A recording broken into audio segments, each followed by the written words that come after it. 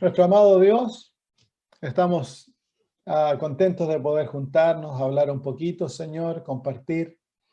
Gracias, Señor, por darnos el don de la sociabilidad, de compartir, Señor, con hermanos, amarnos y ser verdaderos como hermanos, como familia, Señor, es un don tuyo. Estos momentos, Señor, cuando nos juntamos a estudiar tu palabra, anhelamos ser alimentados por ti, Señor. Venimos hambrientos, deseosos de encontrar cosas nuevas en tu palabra, ver, Señor, tu palabra de una manera nueva, fresca, y que nuestro espíritu, Señor, se fortalezca y se alegre, Señor. Bendícenos a medida que estudiamos, que tu Espíritu Santo nos guíe a la verdad. Como niños nos sentamos a tus pies para ser estudiantes, para que nos guíes, nos enseñes, nos corrijas, nos moldees de acuerdo a tu preciosa voluntad. Lo pedimos por Jesús. Amén. Muy bien, estamos en el capítulo 2 de Romanos, en el versículo 17. La semana pasada vimos cómo el apóstol Pablo, luego de haber hablado acerca de la condición de los gentiles que se encuentran sin Dios y en un estado de corrupción moral, y presenta claramente su situación espiritual. Luego él habla del hecho de que no tenemos derecho a juzgar y que debemos dejar juicio, todo juicio debemos dejárselo a Dios. Él es el juez. Cuando nosotros juzgamos, tomamos su lugar, nos hacemos pasar por Dios. Entonces, no debemos juzgar. Tenemos derecho a juzgar acciones, ya sea juzgar la correcta, incorrecta, verdadero, falso, pero no juzgar a la gente. Y crea en nosotros una actitud de espiritualidad. Nos creemos superiores a los demás, más santos que ellos cuando juzgamos. Y el que juzga, el que habla de los demás, declara que él hace lo mismo. Entonces es parte del crecimiento espiritual, de crecer en la imagen de Jesús, el aprender a amar y no juzgar. No es necesario aceptar las acciones de alguien para no juzgarlo. Podemos reconocer que lo que una persona hace es incorrecto, pero no tenemos derecho a juzgarlo. Y eso es lo que el apóstol Pablo está enseñando ahí. Y lo otro que es importante ver en el capítulo 2 es que el juicio es parte del evangelio. Él dice en el versículo 16, en el día en que Dios juzgará por Jesucristo los secretos de los hombres conforme a mi evangelio. Entonces, por eso de que no debemos juzgar, porque el juicio juzga los secretos de los hombres. Una persona puede estar actuando incorrectamente, pero sus motivos pueden ser puros. No sabemos el pasado, lo que esa persona ha vivido, lo que ha sufrido, lo que ha pasado en su vida, que lo lleva a actuar de esa manera. Dios conoce. Entonces, por eso hemos de omitir el juicio. Y dentro de la iglesia se sufre tanto por esto de juzgarnos los unos a los otros. Y debemos tener cuidado de irnos al otro extremo. No juzgamos, por lo tanto aceptamos todo. Eso es la mentalidad ahora en muchas iglesias. Tenemos una actitud de, no importa lo que hacen, tenemos que amarlos. Entonces se acepta a la gente tal cual vienen y se quedan como vienen y nunca cambian, porque se ignora y se cierran los ojos a aquello malo que hace el ser humano. No podemos hacer eso tampoco, ese es el otro extremo. El camino del medio es no juzgar a la persona, pero no aceptar lo malo que se hace. Eso era como Jesús se relacionaba con la gente. Jesús nunca juzgó a aquellos que se acercaban a él, las prostitutas, los publicanos, aquellos que tenían su vida destruida, a la mujer que cometió adulterio, a la mujer en el pozo de Jacob. No los juzgó individualmente. Él no permitió que la vida que llevaban lo llevara a él separarlos de ellos. Lo opuesto. Mientras más malos, más deseaba Jesús acercarse a ellos. Pero nunca les condonaba el pecado. A la mujer junto al pozo de Jacob le dijo, anda a buscar a tu esposo para revelarle su pecado. A la mujer que fue traída en el acto del adulterio le dijo, vete y no peques más. Pero tampoco hizo del pecado de ellos una muralla tan grande que el pecador se siente que es imposible vencer. Reconoce su pecado, se los muestra y luego los atrae así para que tengan libertad. Y eso es lo que nosotros debemos hacer. El ministerio de la iglesia es no envolverse en los asuntos políticos para no crear disensiones. Por ejemplo, aquí en Australia, un tiempo que los políticos estaban hablando en contra de los musulmanes y que los musulmanes son terroristas y que aquí y que allá. Dejen que los políticos hagan eso. La labor de la iglesia es amar, no juzgar. La labor de la iglesia es buscar a aquella gente que es repudiada y atraerlos a Cristo Jesús. Entonces, no debemos dejar que los actos raciales, por ejemplo, yo sé que en Chile hay gran problema con el asunto de los venezolanos, de los peruanos que han llegado tanto a Chile. Y es muy fácil al cristiano, al adventista, tomar la misma mentalidad del mundo, que es odio a esta gente, claro, porque nos están quitando el trabajo, y mire el crimen de los colombianos y todas esas cosas, lo que está pasando en Santiago y en otros lados. Pero eso no es la labor de la iglesia. La labor de la iglesia es ser misericordioso y proveer ministerio a todo al que está al alcance de nuestras manos. A todo. No debemos permitir que las barreras raciales creen barreras entre nosotros y los demás. Las barreras sociales que el mundo ha creado, las barreras económicas, ya sea lo que sea que haya, la iglesia no está para meterse en eso. La iglesia no trae cambio social a través de violencia. La iglesia trae cambio social a través del amor, a través del ministerio. Nosotros hemos de proveer ministerio a los que están de un lado del partido político y a los que están del otro lado del partido político. Nosotros no somos políticos, no nos unimos a partidos políticos, no participamos en el movimiento político por eso, porque nosotros existimos para traer el evangelio y hacer bien a todos. Entonces hay que ser muy balanceados en la vida cristiana, porque el momento que nos comenzamos con esas mentalidades, se destruye la vida de la iglesia. Muy bien, versículo 17 ahora entonces. He aquí tú tienes el sobrenombre de judío y te apoyas en la ley y te glorías en Dios. Entonces aquí directamente comienza a hablarle a los judíos. En los versículos previos uno puede entender que sí, que le está hablando al judío, pero aquí directamente el apóstol Pablo le va a hablar a los judíos. Y comienza a revelar la actitud mental del judío en su relación con los demás. Miren, dice, he aquí tú tienes el sobrenombre de judío y te apoyas en la ley y te glorías en Dios y conoces su voluntad e instruido por la ley apruebas lo mejor y confías en que eres guía de los ciegos, luz de los que están en tinieblas, instructor de los indoctos, maestro de niños, que tienes en la ley la forma de la ciencia y la verdad. Entonces aquí se encuentra la mentalidad del judío, su actitud en relación con aquellos que no conocen a la verdad hacia los gentiles. ¿Y cuál es su posición? Es una posición de ventaja, es una posición de superioridad, es una posición de superioridad. Ellos creen que son superiores porque tienen la ley, porque conocen a Dios, porque aprueban lo bueno, conocen la voluntad de Dios. Entonces ellos dicen, nosotros somos instructores, nosotros somos los guías, nosotros somos los que hemos de corregir y de enseñar. Y esa es la posición que Dios le dio al pueblo judío, pero ellos se volvieron orgullosos. Y eso es lo que el apóstol Pablo está presentando. Tú que dices todas estas cosas, tú que crees esto, y luego les hace unas preguntas que son bien confrontadoras. Y si tú te das cuenta en esos versículos del 17 al 20, él no tan solo está describiendo al judío, sino que también está describiendo al adventista del séptimo día. Muy similar, ¿no?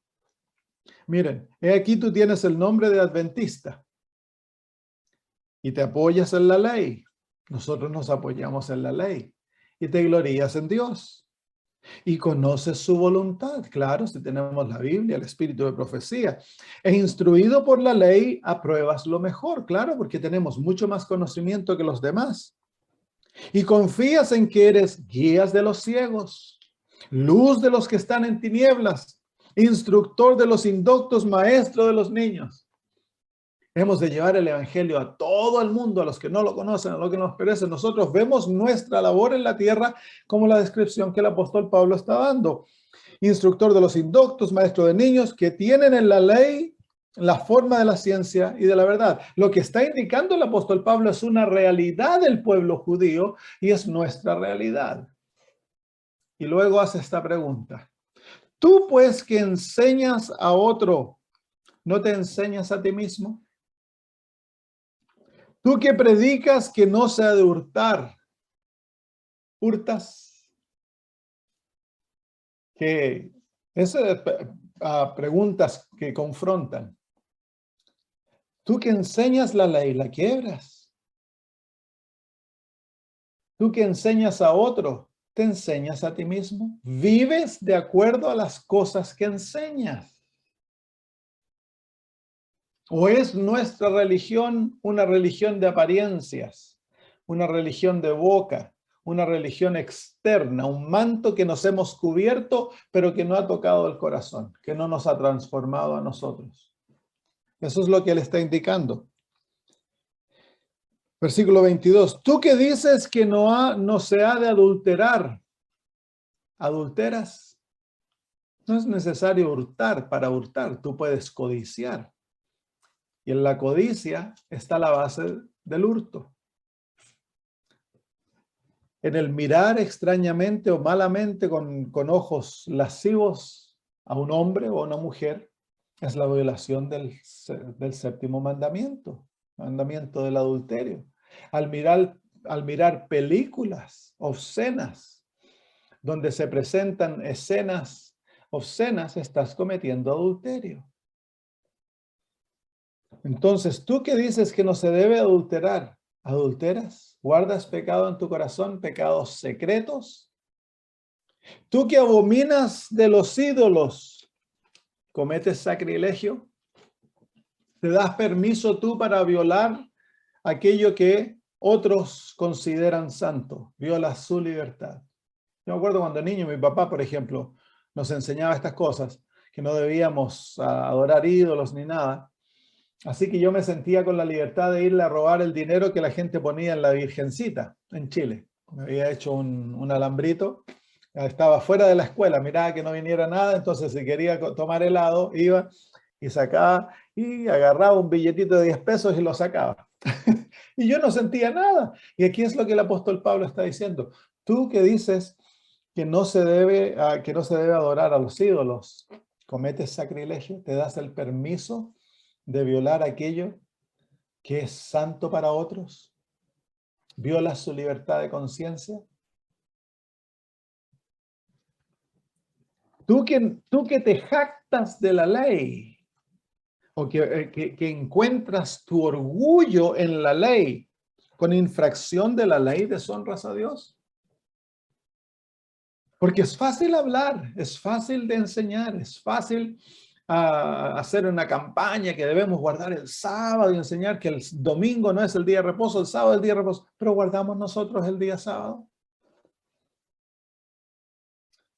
Al que se enseña que debemos honrar a nuestros padres, honramos a nuestros padres, los cuidamos en la vejez, le proveemos para sus necesidades. ¿Cómo les hablamos? Si nuestros padres cometieron errores cuando nosotros éramos niños y nos maltrataron, por ejemplo, ¿los honramos de todo modo? ¿O estamos violando la ley? Eso es lo que el apóstol Pablo está indicando. El que dice yo no obedecer la ley, ha de vivir de acuerdo a aquella ley. Y luego dice el versículo 24, porque como está escrito, el nombre de Dios es blasfemado entre los gentiles por causa de vosotros. Así que el apóstol Pablo indica de que los gentiles en parte han rechazado a Dios. ¿Por qué? Por causa de los cristianos, por causa de nosotros. ¿Cómo te comportas en el trabajo? ¿Eres 100% honesto en tu tiempo con las posesiones del jefe? ¿O como los demás, cuando el jefe no está mirando, te pones a conversar? ¿Cómo está en el pago de los impuestos? ¿Cómo está lo que tú hablas? ¿Son tus bromas obscenas? Se reirán tus amigos, pero detrás, después ellos hablan, este es un hipócrita, este se llama cristiano y mira lo que anda hablando, mira lo que hace. Mira, es deshonesto. Ellos pueden ser deshonestos con el tiempo, pero a ti te van a juzgar porque tú te llamas cristiano. Tú representas a Dios, tú les hablas de la ley. Entonces, eso es lo que el apóstol Pablo está diciendo. En que el pueblo de Dios muchas veces hablamos, pero no cumplimos.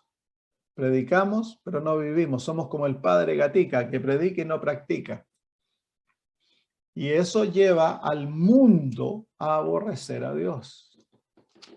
La gran realidad es que el mundo ha rechazado a Dios porque no ha encontrado a Dios en los cristianos. Miren, Estados Unidos se llama una nación cristiana y es una de las naciones más violentas e obscenas en el mundo. Entonces, cuando los musulmanes miran al cristianismo, ¿qué ven ellos? Ellos ven a Estados Unidos.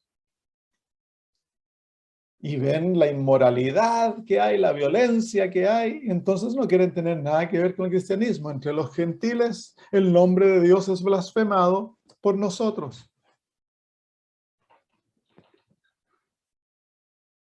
¿Y qué en cuanto entre en nuestra propia familia? ¿Qué imagen tienen de Dios nuestros niños en la familia?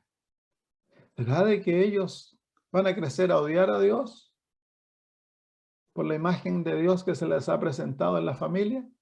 Se blasfema el nombre de Dios por nuestras acciones, porque no vivimos lo que predicamos, lo que hablamos.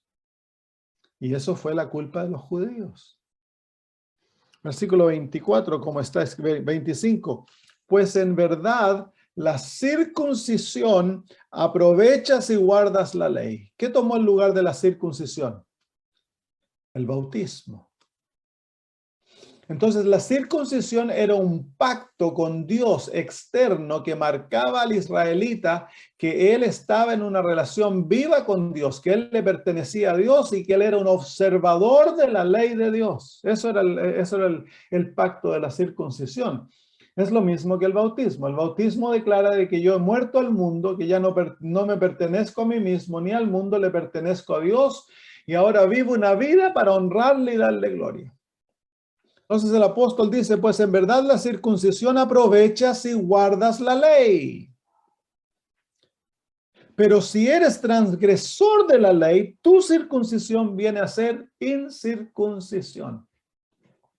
En otras palabras, si el judío que era circunciso no vivía de acuerdo a los principios de la ley, entonces su circuncisión llegaba a ser incircuncisión y él era tan gentil como los gentiles. Porque no es tan solo lo externo, que vale, lo externo era una marca que mostraba que había algo profundo en el corazón, un pacto con Dios, un pacto de obediencia con Dios.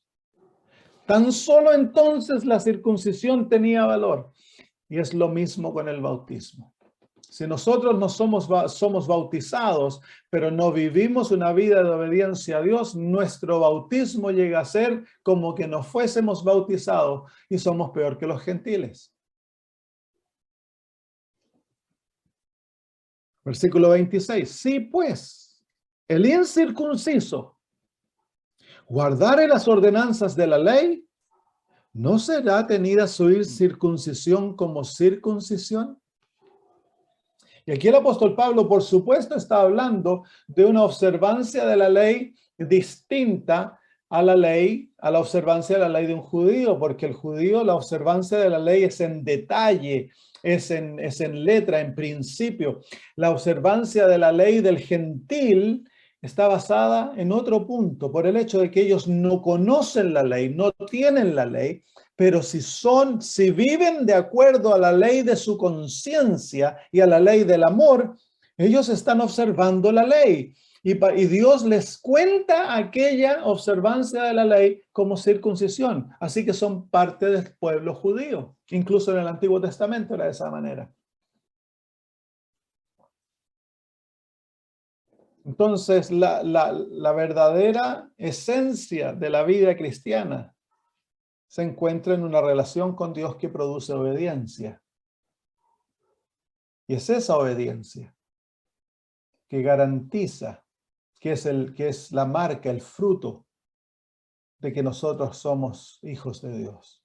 No lo externo, no las formas, no los ritos, porque cualquiera puede hacer un rito, cualquiera puede presentar algo externo. Es la vida interna que cuenta. Por eso dice el apóstol Pablo, no juzgues, porque tú no sabes si el gentil, en su luz que tiene, a ti te parecerá, de acuerdo a lo que tú juzgas, de que él está equivocado, de que él está perdido, de que él hace esto y lo otro.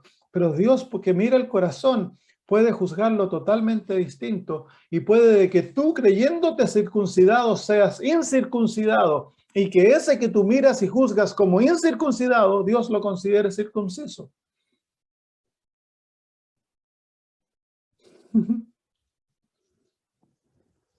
Y luego dice, y el que físicamente es incircunciso, que guarda perfectamente la ley, te condenará a ti, que con la letra de la ley y con la circuncisión eres transgresor de la ley.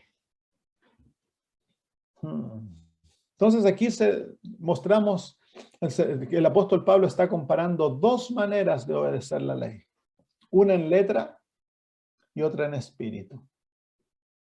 Es esa la manera que el Señor Jesús nos habla de la ley en el libro de Mateo. Mateo capítulo 5.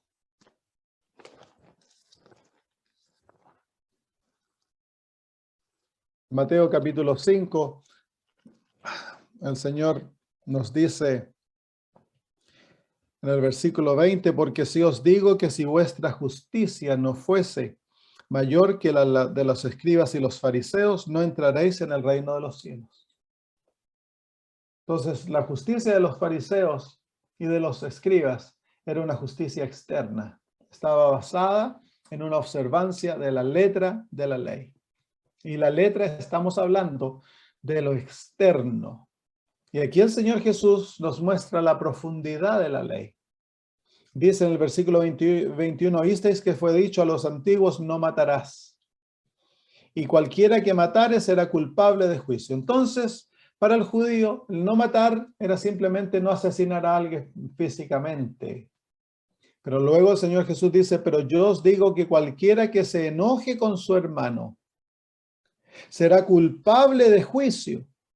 Y cualquiera que diga necio a su hermano será culpable ante el concilio. Y cualquiera que le diga fatuo quedará expuesto al infierno de fuego. Así que el Señor aquí nos muestra que el enojo contra alguien es el quebrantamiento del sexto mandamiento. Entonces, ese es el espíritu de la ley, que es mucho más profundo que la ley, que la letra. La letra manifiesta el principio mayor, que es el asesinato. Pero el espíritu de la ley nos lleva, incluso prohíbe el enojo, el guardar rencor, el no perdonar. Está incluido en esto. En otras palabras, si nosotros tenemos relaciones rotas, que no hemos amendado o buscado amendar, entonces somos considerados violadores del sexto mandamiento. Es por eso que en el versículo 23 dice, por tanto, si traes tu ofrenda al altar y allí te acuerdas que tu hermano tiene algo contra ti, tú no tienes algo contra él tiene algo contra ti.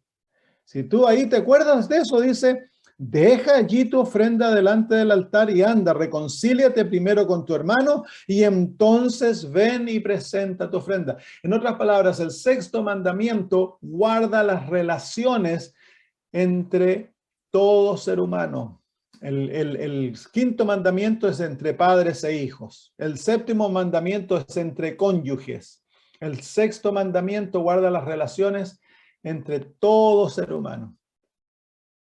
Busca que el ser humano viva en reconciliación, en amor. El poner al otro primero. Oh, el hermano está enojado conmigo. Voy a ir a arreglar aquello. Dice, esto es más importante que ofrecer tu ofrenda. Antes de reconciliarte con Dios, ándate y reconcíliate con tu hermano.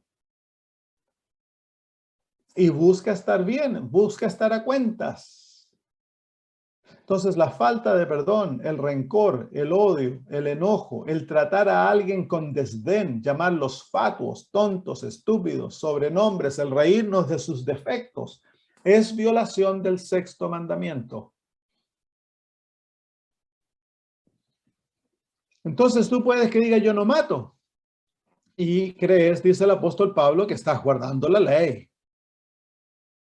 Pero resulta de que si te ríes de los demás, si tienes, ¿cómo se llama? La división de clases, en que los ricos se sienten superiores a los pobres, se abusan a los pobres, violación del sexto mandamiento. El racismo, violación del sexto mandamiento. Clasismo, racismo, socialismo, todo eso es violación del sexto mandamiento, porque es la violación de la ley del amor. La ley del amor nos lleva a considerar a los demás superiores a nosotros. No existiría racismo.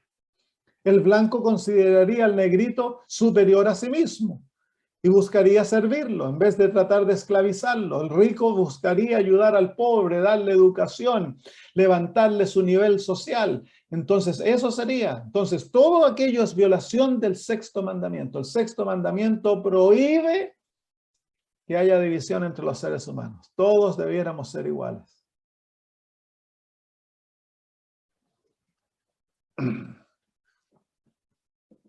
Iguales en el sentido de consideración propia. Muy bien. El versículo 27 dice, oíste que fue dicho, no cometerás adulterio. Entonces el judío, la justicia del judío es, bueno, yo nunca me he acostado con una mujer, aparte de mi esposa. Por lo tanto, yo soy, como se llama, no he cometido adulterio. Lo físico, lo externo. Pero dice el Señor, pero yo os digo que cualquiera que mira a una mujer para codiciarla, ya adulteró con ella en su corazón. Entonces el mandamiento es mucho más profundo. El mandamiento rige las intenciones, los deseos, los apetitos. Son gobernados por el mandamiento. Los pensamientos. Si el pensamiento inmundo, impuro, es albergado, viola el séptimo mandamiento. Miras a un hombre para codiciarlo, a una mujer para codiciarla, violaste el sexto mandamiento. Porque el pecado comienza en la intención, en el deseo. La tentación no es pecado. El albergue de aquel pensamiento es pecado.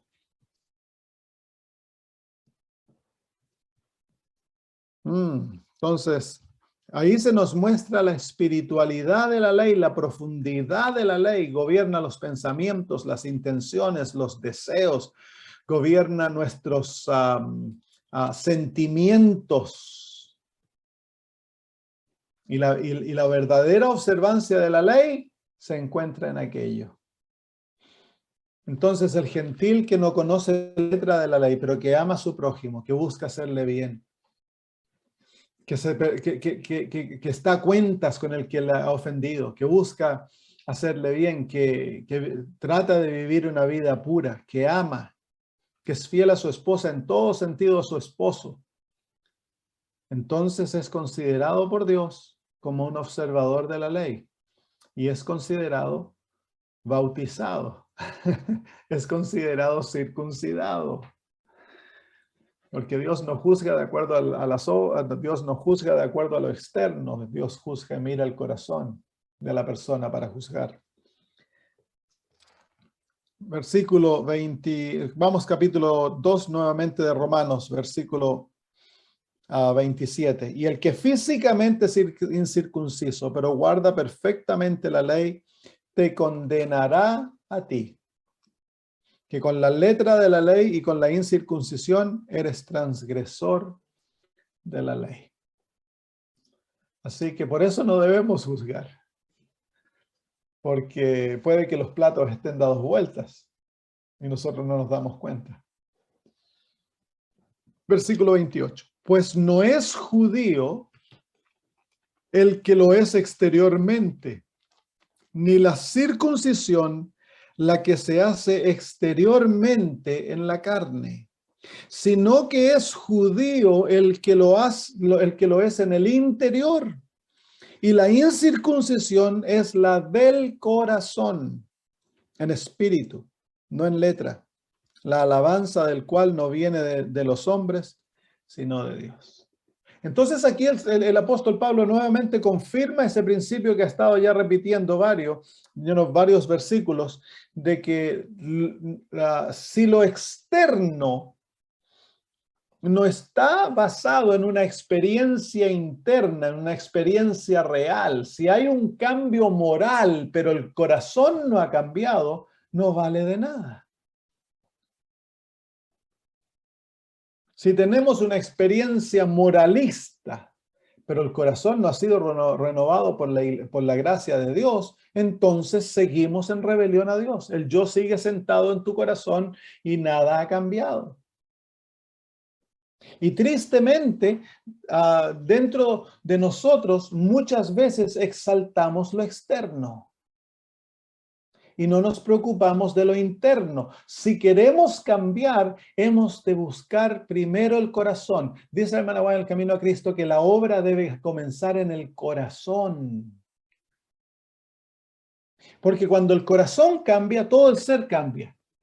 Pero si tú estás buscando cambiar y para cambiar estás tratando de tener un cambio externo, adaptarte, componerte a ciertos mandatos, mandamientos, reglas, principios de vida, va a ser siempre una guerra cuesta arriba. Una pelea imposible de conquistar. Y el que vive así, eventualmente se hace hipócrita, porque busca esconder sus defectos internos con las acciones externas que no están de acuerdo con su vida privada, su vida secreta. O sea, el verdadero cristiano es transparente porque no tiene nada que esconder.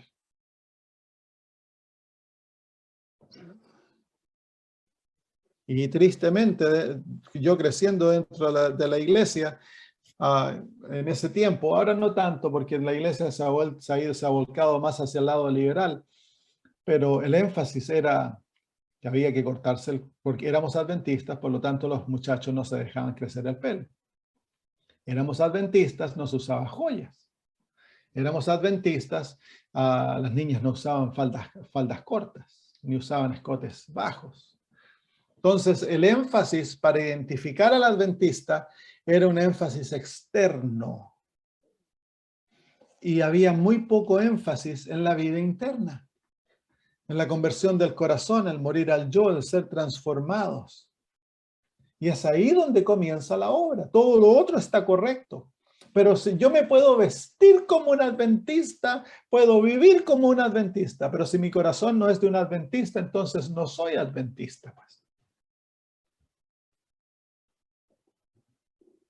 Entonces, es esencial, especialmente, bueno, en todo nivel, pero con los niños y con los muchachos, que no se los fuerce a un cambio externo, a no ser que no haya un cambio externo, a no ser que ellos han sido transformados. Hay que enseñarles principios de vida, claro, a comer bien, a vestirse bien y todo ello. Pero llega la adolescencia, el muchacho o la muchacha comienza a tratar de empujar los bordes y comienza a dejarse crecer el pelo y los papás pelean que aquí que allá. Entonces el niño se somete a lo mejor, si es suave, se corta el pelo, se saca las joyas, la niña se deja de pintar. Pero eso no quiere decir que ha sido convertido. Eso no quiere decir que este niño conoce a Dios. Entonces, el énfasis ha de ser el corazón. Ahí debe ser el énfasis. Muchas veces hemos de ignorar lo externo para alcanzar el corazón. Lo externo no cambia el corazón. Muchas veces, si se busca una sumisión por fuerza, el corazón se endurece a un cambio. Entonces hemos de buscar el corazón y hay que cerrar los ojos como lo hace Dios. Cierra los ojos a los tiempos de nuestra ignorancia hasta que el corazón sea sometido. No buscar un cambio por la fuerza. Por ejemplo, se va a bautizar una señora y la señora no se ha sacado las joyas, no le han enseñado. Y llega el día del bautismo y el pastor le dice, si usted quiere bautizarse, se tiene que sacar las joyas. Y ella se queda mirando, ¿no? Yo les cuento porque esto pasó y pasa en muchos lados. Entonces la señora, para poder bautizarse, se saca las joyas. Pero no hubo cambio del corazón. Ella no se ha sometido a la autoridad divina, ni siquiera lo entiende. Simplemente lo hace porque se lo demandan para bautizarse. Ese cambio no vale de nada, absolutamente nada. Mejor hubiera sido, no se la debiese bautizar con las joyas, pero mejor es bautizarla con las joyas que obligarla a sacarse las joyas, porque el momento que ella llegue a la casa ese día se pone a las joyas y en su corazón hay una resolución. Nunca nadie más me va a hacer sacar las joyas. Y va a pelear el resto de sus días contra cualquiera que hable en contra de las joyas. Entonces, yo no bautizo a una persona que fuma, ni que toma, ni que tiene joyas puestas. Porque eso muestra que la idolatría del corazón aún no se ha sometido a Cristo. La persona no ha muerto.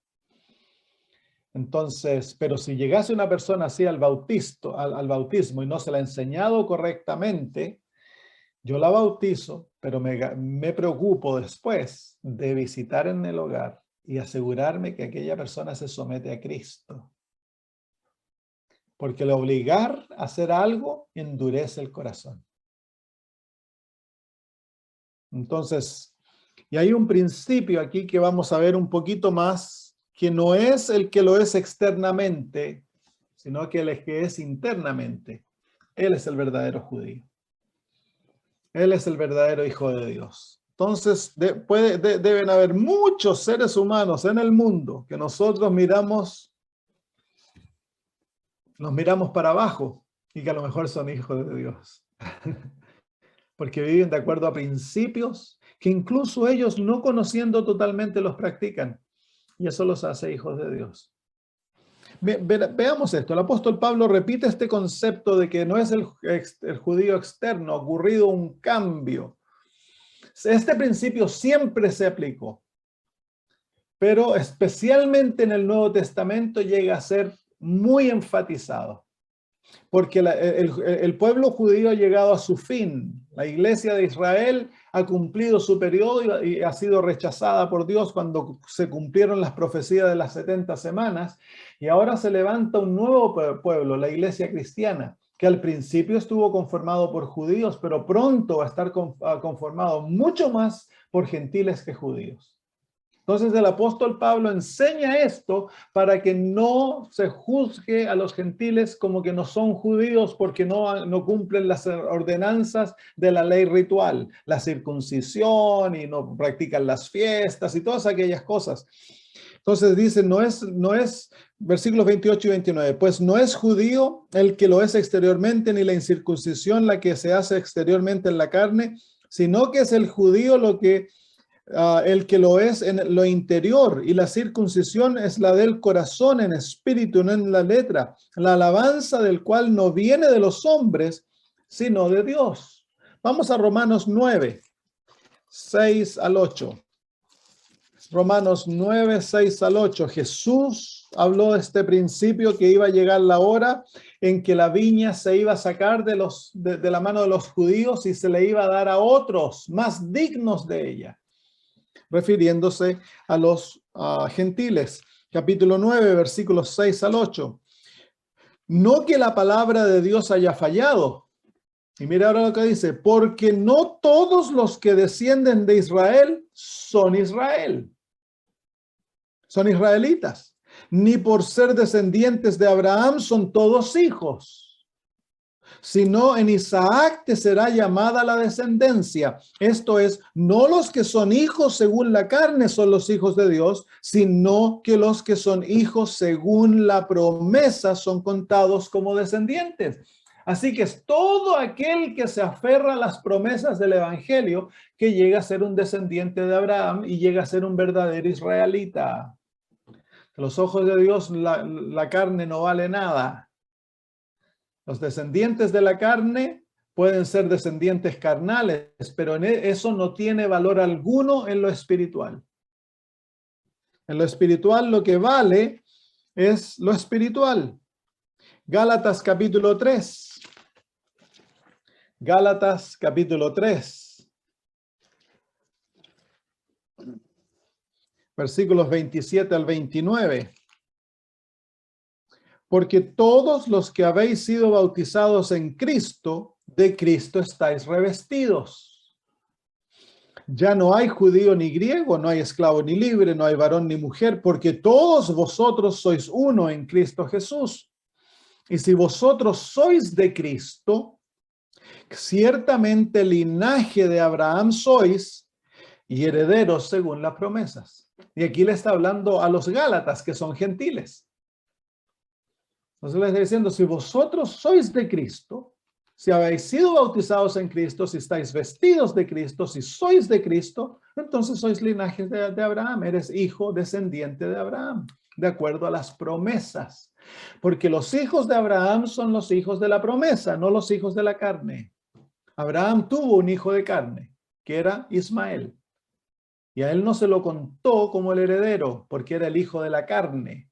Fue a Isaac que se lo contó heredero de las promesas, porque él era el hijo de la fe, el hijo de la promesa.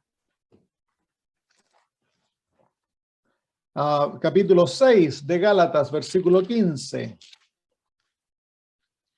Porque en Cristo Jesús ni la circuncisión vale nada, ni la incircuncisión, sino una nueva creación. Eso es lo que es de valor en Dios. Una nueva creación, que el ser humano sea convertido, que nazca nuevamente, que vuelva a ser recreado en Cristo Jesús. Eso es lo de valor ante sus ojos.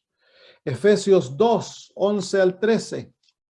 Efesios 2, 11 al 13. Por tanto, acordaos de que en otro tiempo vosotros, los gentiles, en cuanto a la carne, o sea, eran gentiles en cuanto a la carne, erais llamados incircuncisión por la llamada circuncisión, hecha con manos en la carne. En aquel tiempo estabais sin Cristo, alejados de la ciudadanía de Israel y ajenos a los pactos de las promesas, sin esperanza y sin Dios en el mundo. Pero ahora, en Cristo Jesús, vosotros que en otro tiempo estabais lejos, habéis sido hechos cercanos por la sangre de Cristo. En otras palabras, han llegado a ser ciudadanos por la sangre de Jesús. Han llegado a ser parte de Israel, del verdadero Israel. Aquí se usa la palabra en el versículo 12, se llama alejados de la ciudadanía de Israel. En el griego es, no sé si hay una palabra en español para eso, déjenme buscar si hay aquí la palabra Commonwealth.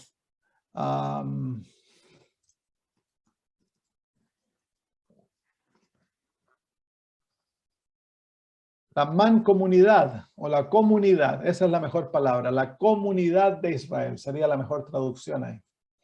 Entonces los gentiles estaban fuera de aquella comunidad, la comunidad de Israel. Y ahora, gracias a la sangre de Cristo, han llegado a ser parte de la comunidad de Israel. Tienen una nacionalidad, ellos son israelitas, porque para llegar a ser parte de esta comunidad no es necesario pertenecer a Israel en la carne. todo aquel que está bañado por la sangre de Cristo, ha sido limpiado, ha nacido nuevamente, es un hijo de Abraham y por lo tanto es ciudadano de Israel, porque Israel es identificado espiritualmente. Para ser miembro de Israel tiene que ocurrir un cambio en el corazón. La circuncisión tiene que ser del corazón, no externamente. Así que nos hacemos la pregunta nosotros que hemos sido bautizados, que somos parte del remanente, y la identificación del remanente es exactamente lo mismo. ¿Guardamos la ley? ¿Ha sido nuestro corazón circuncidado? ¿Vivimos en el pacto que hemos hecho con Dios? ¿Ha cambiado nuestro corazón? ¿Le hemos sometido a Cristo el corazón para que Él sea el dueño? ¿Para que Él haga en nosotros de acuerdo a su voluntad y no la nuestra? ¿Hemos muerto a nosotros mismos? ¿Hemos aceptado su justicia y es Cristo todo para nosotros? ¿Hemos sido transformados de adentro para afuera? Y se manifiesta eso en una vida de obediencia a la ley de Dios.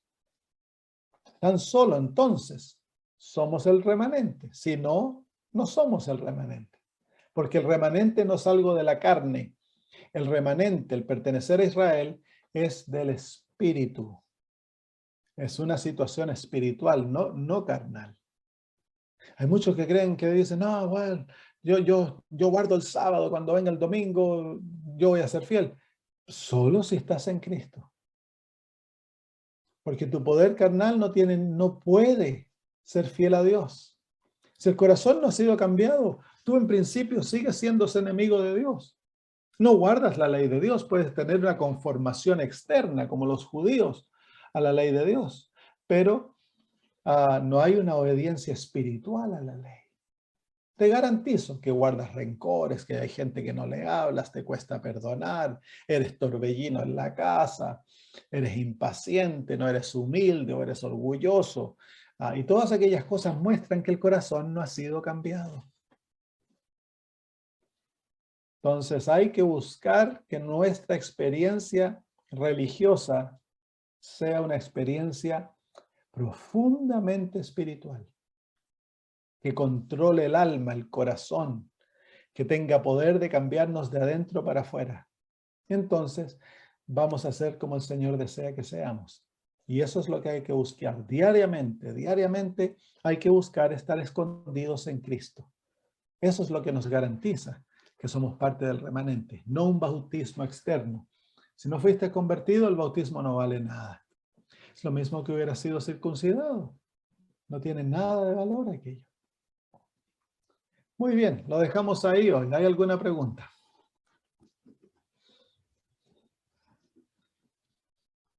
Es fuerte, lo que el apóstol Pablo es fuerte porque nos desafía a mirar nuestra vida espiritual más profundamente, a no sentarnos contentos porque somos poseedores de ciertas verdades y tenemos el conocimiento de la ley de Dios. Es el que guarda la ley, que es de valor ante los ojos de Dios. Y para guardar aquella ley es imposible para nosotros hacerlo. Eso es lo que el apóstol Pablo va a mostrar en el capítulo 3. Imposible para el ser humano ser justo por sus propias obras. Observancia de la ley, la verdadera observancia de la ley que es espiritual, para poder amar al enemigo, poner la otra mejilla. Si te quieren sacar la ropa, estar feliz que te lleven la capa. Si poder caminar otra milla, el orar por los que te persiguen, bendecir a los que maldicen. Esa es la verdadera observancia de la ley de Dios. Para hacer ello, Cristo debe estar en el alma. Cristo es el único que puede llevarnos a observar la ley como Él pide que la ley sea observada. Vilma, hermana Vilma. Bueno, yo soy de la Patagonia del sur, de Chubut, qué ahora lindo. estoy. En ese tiempo, cuando un judío, un gentil, cuando un gentil no se convertía a la Nueva Esperanza, sino que él se convertía al judaísmo. ¿Era lo que se conocía como el prosélito o estoy Claro, era un prosélito. Eran circuncidados, algunos se los bautizaba, y luego ellos seguían una forma rigurosa de aprender a observar la ley de los judíos. Entonces llegaba a ser un prosélito. Y hoy en día vio que yo he mirado por las redes, bueno, yo soy alumna del pastor Tapia y Meli nos invitó a participar, así que bueno, participo. Y yo he visto que hay muchos, hoy en la actualidad, ¿no? Que hay como gentiles que se hacen, bueno, si es cristiano es al mesianismo, pero cuando sobre el tema que son de los noajidas o la ley de Noé o algo, ¿usted está enterado algo de eso? Porque no los comprendo bien. No estoy enterado de eso.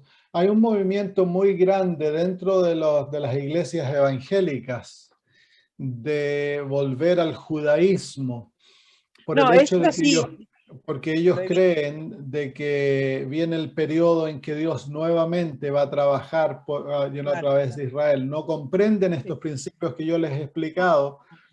Entonces, para ellos es literal, se van a volver a hacer el templo, se van a ofrecer sacrificios y todo eso. Entonces, ellos están detrás de todo eso, apoyando todo eso.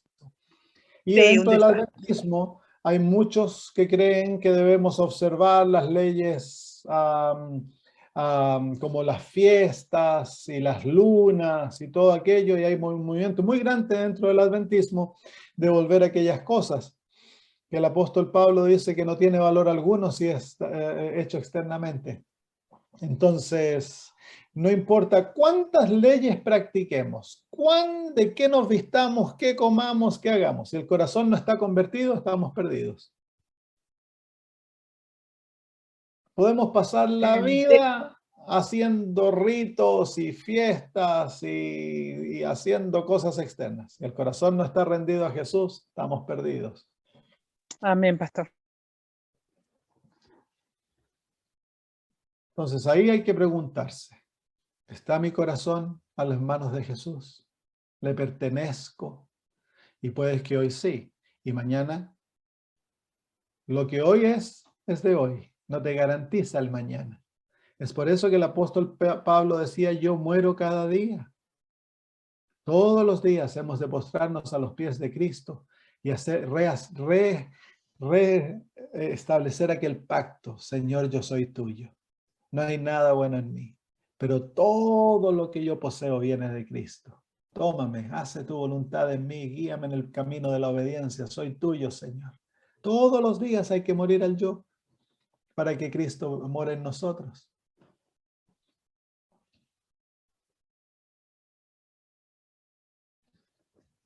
Bueno, oremos entonces y terminamos. Nuestro amado Señor, gracias por hablarnos tan abiertamente, tan directamente. Y a la misma vez, tiernamente nos lleva a saber, Padre, de que una religión externa no vale nada. Nosotros podemos jactarnos con los judíos, que somos los poseedores de la ley, que somos maestros de los indoctos, que tenemos verdades más que ningún otro, que tenemos estilos de vida que son maravillosos y nos has dado tanto, tanto. Pero si esto es tan solo externo, no nos vale de nada. Queremos pedirte, Señor, de que cada uno de nosotros tengamos la plena certeza, seguridad, de que es Cristo el que mora en nuestro corazón y que Él ha cambiado nuestro corazón, hemos sido convertidos, recreados en Jesús y que nuestra experiencia es genuina porque está en Cristo, no en nosotros.